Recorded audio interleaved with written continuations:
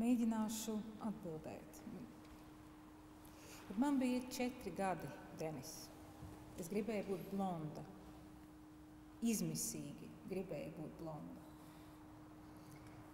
Jo es biju vienīgā melnā galviņa savā bērndārza grupā, uz ko audzinātāja Mirdza regulāri norādīja.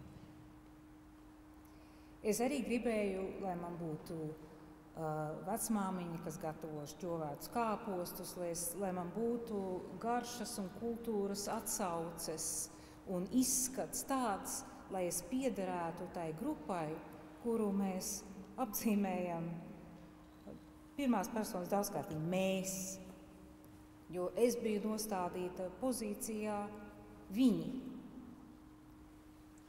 Un pozīcijai viņi nāca līdzi negatīvas konotācijas.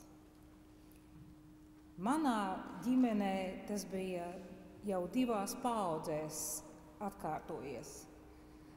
Mana vecmāmiņa Estere no Saldus ebreju tirgotāju ģimenes iemīlējās Rudolfā, kurš bija zemnieku dēls. Un viņas ģimene teica, ar viņiem mēs nedraudzējamies un katrā ziņā neprecamies. Viņi apprecējās ar viņu.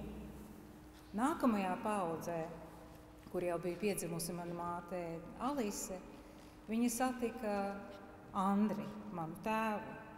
Un manā tēva ģimene no Latgales, viņi teica, mēs ar viņiem nedraudzējamies un katrā ziņā neprecamies. Kurš tad grib staigāt pa ielu ar bērnu, kurš izskatās tā, kas ir piedzimis šādā laulībā. Bet tas, kas noved pie sarunas, kuru mēs šeit visi meklējam, ir tas, ka mēs spējam skatīties nevis daudzskaitlī, kā viņi, kas nav mūsējie, bet ieraudzīt to cilvēku, to Rudolfu, to Esteri, to Denisu, to Signi, to Jāni un spēt ar viņu uzturēt sarunu. Tāpēc ir ļoti svarīgi, man arī personiski bija ļoti svarīgi tas, ka tu vērsies tieši pie manis. Un patiesībā mums, kā individiem, ir daudz par ko runāt kopīga.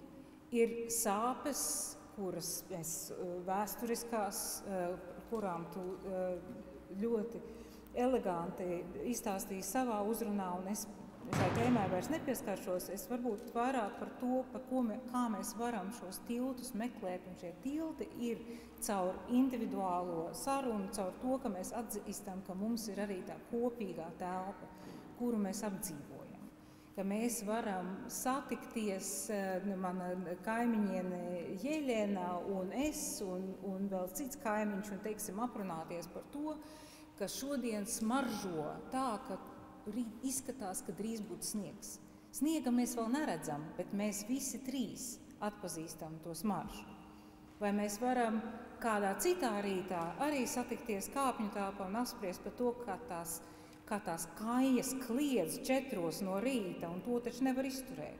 Un satikt kādu citu cilvēku un ar viņu izrunāties par to, как трамвай скрипит, когда он поворачивает на центральный рынок. Un mums ir jāmeklē šie kopīgie atsauces, šīs kopīgās atsauces, šie laukumi, kuros dialogs ir iespējams. Un es domāju, ka tas, ka mēs esam šeit, un nav svarīgi, kādā skaitā mēs šeit esam, ir apliecinājums tam, ka tas ir iespējams un ka tas ir svarīgs un ka saruna jau ir sākusies. Paldies tev, Denis!